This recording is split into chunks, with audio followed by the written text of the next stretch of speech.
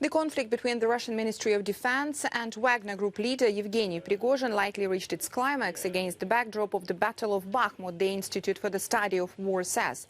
The Russian Ministry of Defense is likely seizing the opportunity to deliberately expand both elite and convict Wagner forces in Bajmut in an effort to weaken Prigozhin and derail his ambitions for greater influence in the Kremlin.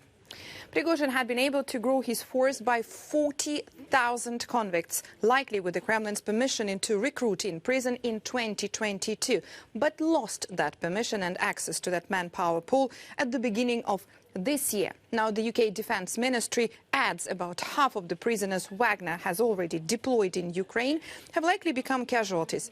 If the ban endures, Prigozhin will likely be forced to reduce the scale or intensity of Wagner operations in Ukraine.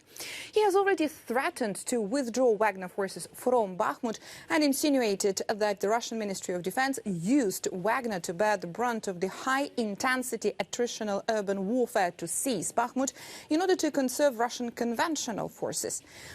Russian forces have continued their offensive operations near Bajmut, but have not completed a turning movement, envelopment or encirclement around the city. Wagner Group fighters are likely becoming increasingly pinned in urban areas, such as the Azom industrial complex, and are therefore finding it difficult to make significant advances. The Institute for the Study of War says Putin had ultimately allowed the Russian Ministry of Defense to retake control of the Bajmut direction from Prigozhin in January, as Wagner forces failed to deliver the promised victory over Bajmut by the end of 2022.